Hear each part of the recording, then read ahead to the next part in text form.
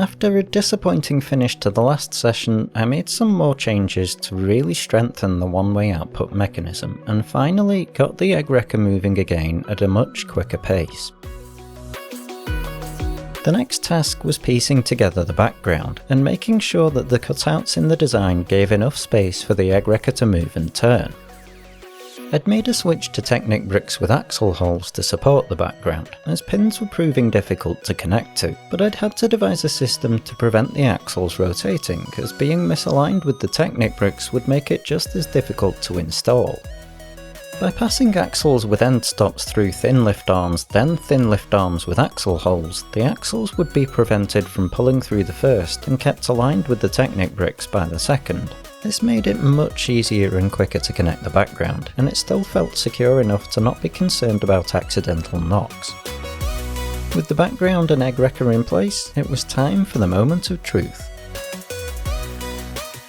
Everything worked perfectly. A nice change from the last session. Before I began work installing the facade of Section 4, I'd been thinking about Section 3. The log bridge and waterfall would currently be held in place only if Sections 2 and 4 were connected, but I wondered if it might be better for Section 3 to hold them independently. To do this, I'd need to remove the respective ends of Sections 2 and 4 and merge them into Section 3. The result would hopefully allow me to leave the log bridge and waterfall in place if I were to separate sections, but it could create an issue with the background. The new divide would pass straight through the cutout for one of the floating platforms, which could potentially compromise stability of the background when not fixed in place.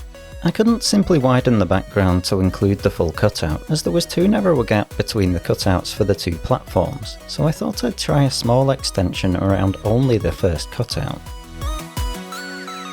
As each framework section was largely built in segments, it thankfully wasn't a big job to separate the ends from sections 2 and 4, then add back in any support where it was needed. I always appreciate the modularity of the facade in these situations, as it makes life so much easier. The spike trap was still a bit of a pain to remove though.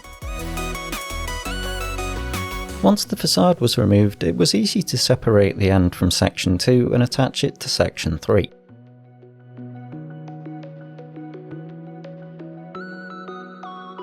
With the framework modified, it was the turn of the background, starting with the delicate operation of splitting the end from section 2, then updating it with Technic bricks with axle holes, adding some extra bricks to make up for those removed by the separation.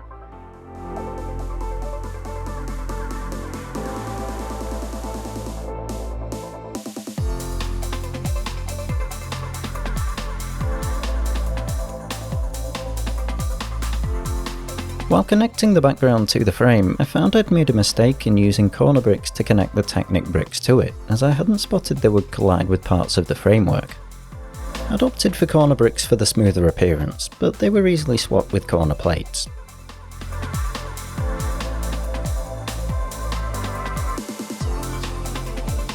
As I also had to move the Technic bricks closer together, I had to use a slightly different method to connect and align the axles.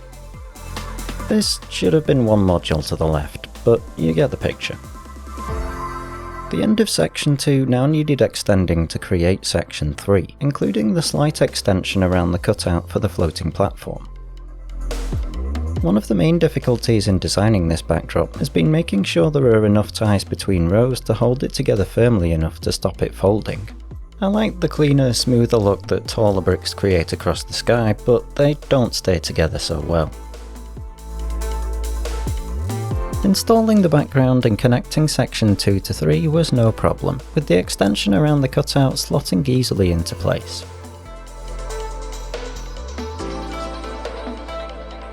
Breaking up section 4 had meant once again reconfiguring the plates backing the facade, which meant once again removing and replacing many tiles. Thankfully, I'd been taught a useful trick to help align them, using a long, thin brick and leaning it over to press against the tile edges. It's not 100% successful, but it's so much easier than manually aligning hundreds of tiles as I'd previously been doing. One of the standout features of section 3 would be the large waterfall, and while I had a plan for attaching the cascading water, I still hadn't yet considered how the upper section of water would be held in place. One possibility was Technic lift arms, which would likely be the strongest choice, but there weren't really suitable connection points on the framework. Instead, I went for plates, offset and sandwiched together to bridge the gap between walls, but once in place, I found this very difficult to connect the waterfall to, and it was even more difficult to connect to the multiple clear 1x2 plates I'd lined the walls with. I eventually managed it, but I really wasn't happy with the level of difficulty. I wanted it to be as painless as possible to install and remove, so I went back and simplified it with the fewest connection points I thought I could get away with, completely removing the clear 1x2 plates. The new design was far easier to work with, and honestly, the walls did a pretty good job of holding the waterfall between them without the connection points. Piecing together the water for the backdrop behind the waterfall was largely uneventful, other than running out of parts and having to strip them from Section 1's water. Section 1 needed some changes anyway, so it's not a big loss.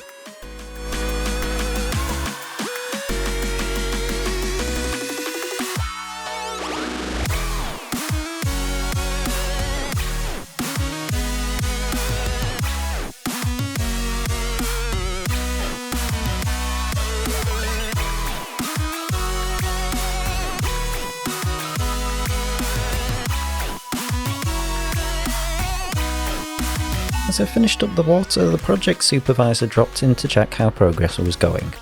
She seemed happy enough. This waterfall was always supposed to be a window to the area hidden behind it, much like the game, but I'd gone with a tiled front precisely so it didn't look like a window.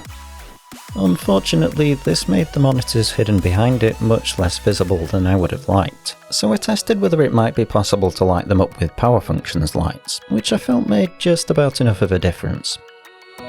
Watching this video back, I've actually realised it would be easier to see the monitor if the tile corners didn't intersect over the face of it, so I'll be making that adjustment soon. One of the final parts of Section 3 is the grass leading to Section 4's boss battle, but I found that the two connection points on the frame for this allowed for significant movement, so the Technic frame had to be reworked.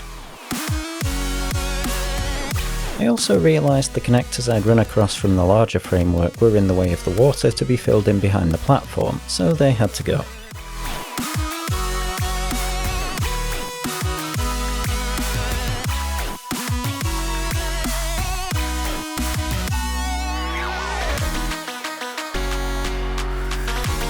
With 2 connection points per plate, the grass wasn't going anywhere.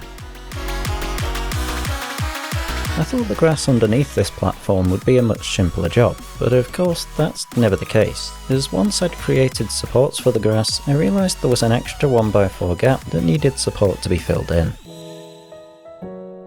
Section 3 was coming together nicely though.